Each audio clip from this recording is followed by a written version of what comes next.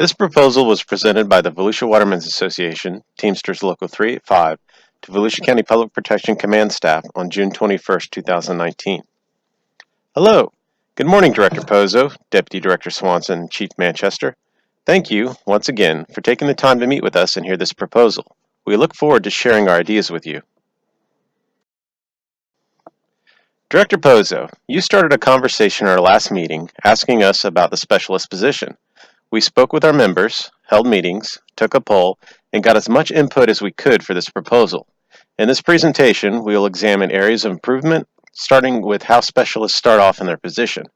We will cover some basic, universal duties for all specialists, and then examine possible advanced training opportunities. We will consider potential special roles and unique assignments that specialists can fill, including special teams. Getting into more specifics, we will talk about equipment that our specialists need for the job, including our ideas on uniforms.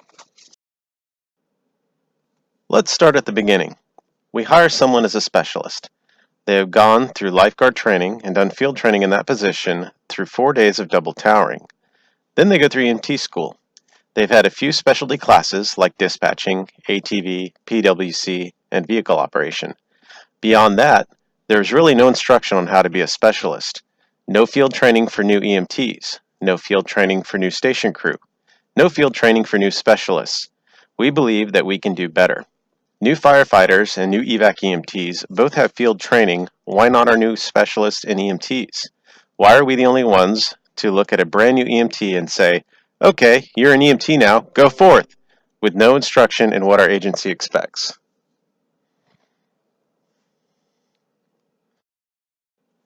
We would like to see a field training program for specialists taught by specialists. This would encompass EMT field training, teaching new specialists not just what the National Registry expects of them, but what county EMS protocols and agency policies expect of them, while getting them hands-on medical experience and report writing. This training would cover what is expected of them as non-sworn station crew, especially as they become the senior most non-sworn station crew in a district. This training can include parking enforcement, something that is given to our specialists here and there, but which may be taught in-house by our own specialist instructors. This training can include a train-the-trainer instruction for double tower lifeguard instructors. Do you know that our double tower instructors, the experienced lifeguards tasked with field training, observing, and evaluating our newest seasonal guards, have no training or instruction on how to perform those tasks? Specialists would be uniquely suited to coordinate this, and we will get into that in a second. And finally, this baseline training can include maintenance procedures and power tool skills. Not everyone grew up around power tools, or if they did, grew up learning safe, professional use, yet our agency has people using tools with no prior instruction. We believe that it is imperative, from a safety standpoint and from a risk management standpoint, that our employees have a baseline set of training in these dangerous pieces of equipment, while also teaching them specific skills such as pole resetting, sign repair, and tower repair. Now that we've got a fully trained, ready-to-go specialist, what are they going to do now that they are out on their own? Each district has one specialist per shift, so they really are unique when they work. The specialists would, first and foremost, be responsible for overseeing lifeguard functions. They would train double tower instructors and coordinate their instruction assignments. The specialists would monitor the progress of trainees, talking with the instructors to find out what issues they may have and address those issues. They would then liaise any lifeguard issues, training or otherwise, with the sergeant. Many of these issues do not rise to the need of a supervisor. Sergeants have a lot to worry about in a given day, and law enforcement functions can take up a big chunk of time. Having someone with experience who is looking after the little details of lifeguard functions means that sergeants can focus on bigger picture items, stepping in when a supervisor is needed. Secondly, the specialist would be responsible for the station. In any given district, they would be the senior-most non-sworn station crew, and as such, they would monitor lunch reliefs and dispatchers to make sure our mission is being accomplished. The specialist would maintain and check out their district's fleet of ATVs and PWCs to make sure that they are in working order with the equipment needed. The specialist would continue to coordinate with the sergeant on station inventory and supplies to make sure that basic needs like EMS supplies are in stock. These basic, universal duties are already done, more or less, in most districts on most shifts. Codifying this would make it ubiquitous, ensuring that the job is being done right and that none of this is falling through the cracks as often it does now.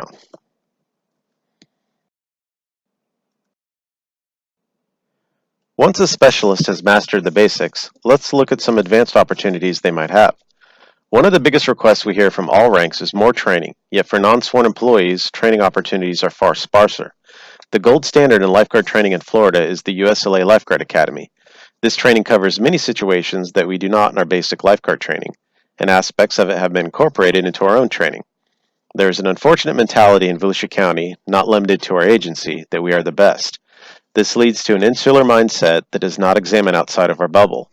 Even if we are the best, we can always get better, and others might do one aspect better than us, giving a chance to improve.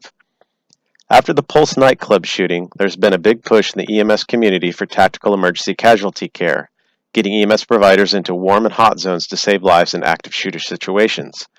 Many local EMS agencies have had this training.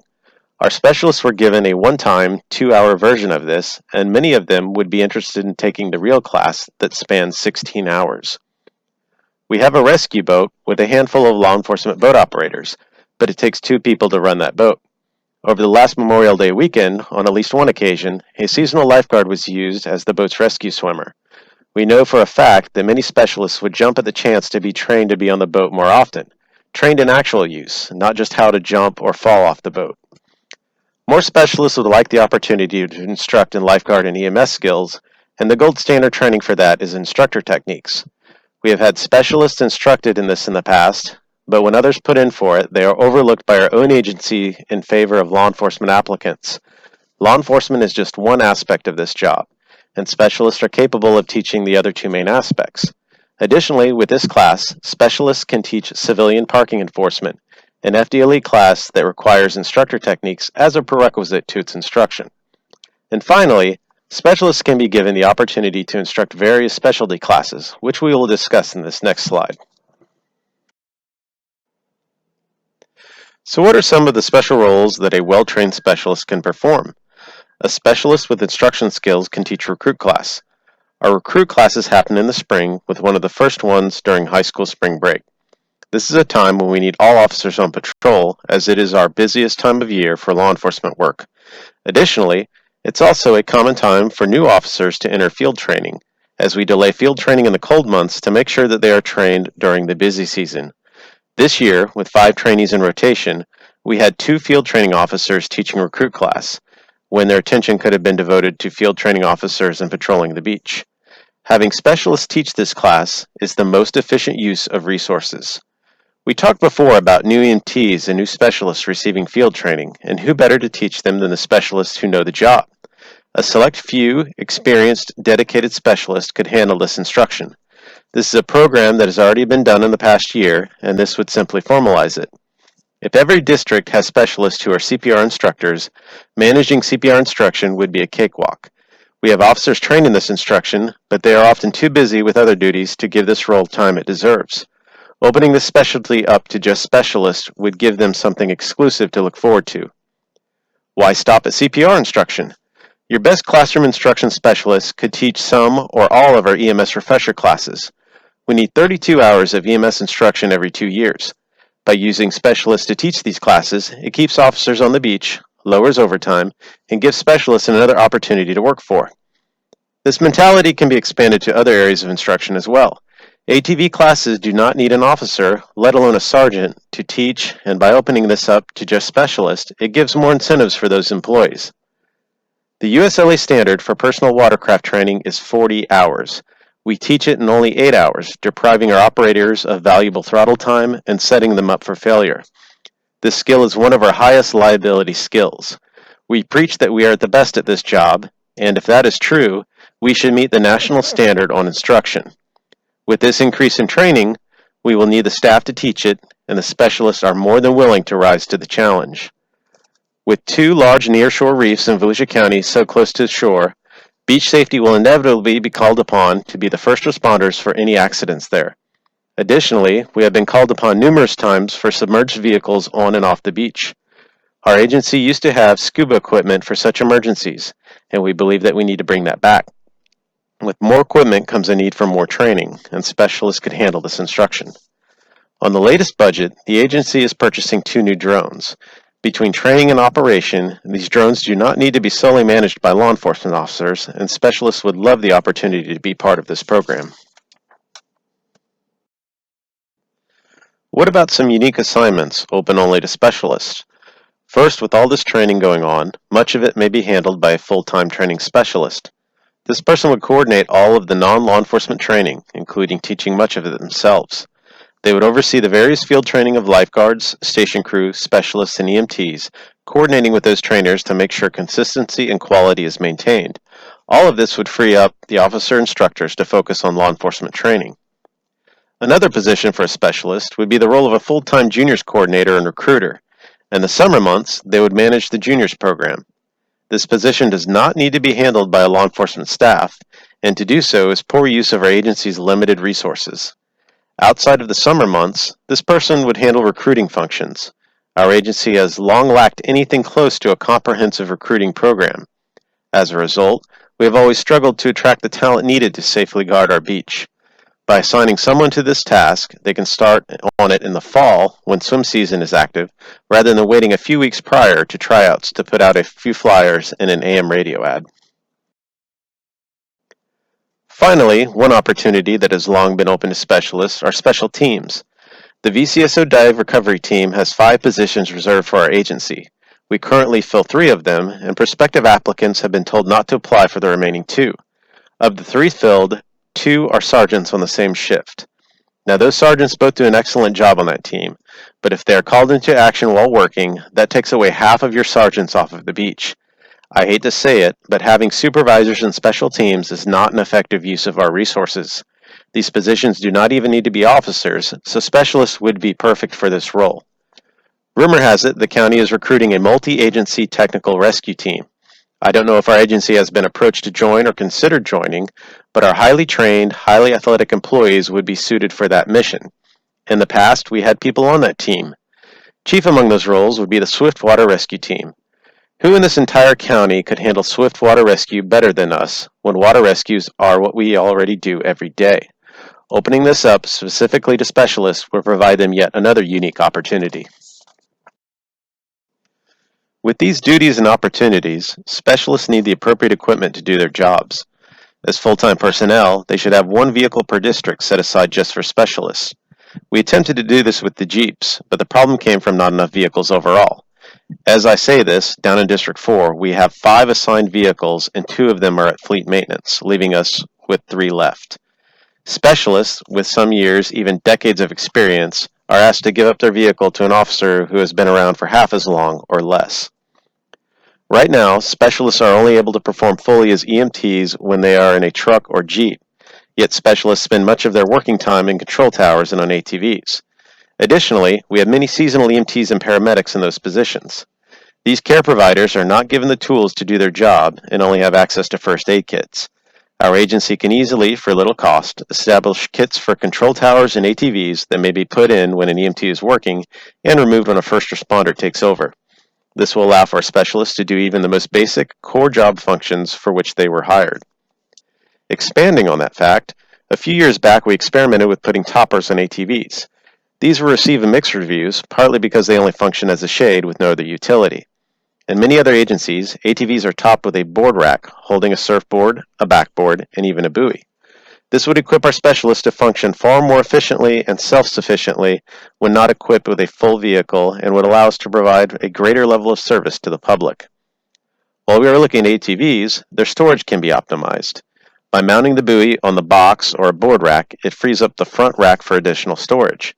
Guards, specialists, and officers on the ATVs often complain about a lack of storage for personal equipment, food, and water, and this would solve that problem. While we are on the topic of equipment, let us talk about uniforms. Director Pozzo, this is something that you specifically asked about in the last meeting. We took a poll of our specialists about this. 9 out of 10 responded to the poll. Of those, 100% said they did not like the current uniforms. You well know it's pretty hard to get 100% of any group to agree on anything. Presented with alternatives, 7 favored white, 2 favored heather gray. This issue is limited to the shirt color, as most specialists prefer the current red shorts. To address the current supply of uniforms, yellow shirts can remain with the lifeguards, and the neon shirts can be assigned to recruits to differentiate them. After the supply of neon and yellow shirts are exhausted, command can decide if they want to keep the lifeguards in yellow or transition them back to white. Initially, lifeguards and specialists were given yellow to keep them looking different than officers, but as officers are in tan now, white is once more an option.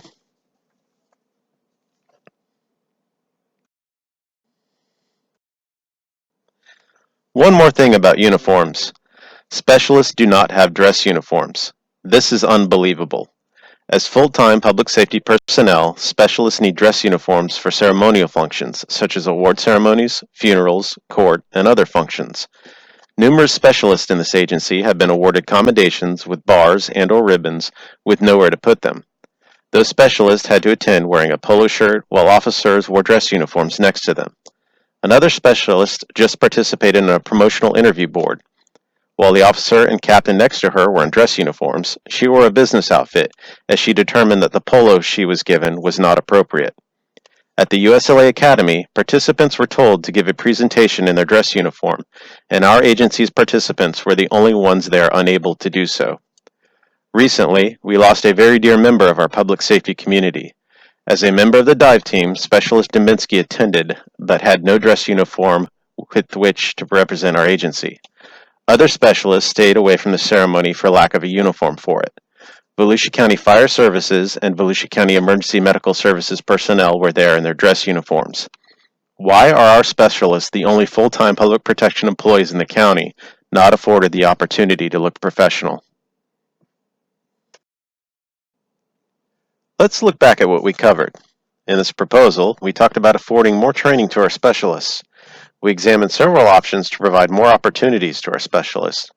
We asked for better equipment for them to perform their basic job functions. And we suggested two major areas of improvement for uniforms. This has been a comprehensive proposal to overhaul the specialist position with input directly from our members. Implementing this proposal will greatly improve the efficiency and performance of our organization. Most of the elements in this proposal are budget neutral, and the rest cost very little. Thank you, once again, for giving us the time to share with you the ideas of our membership.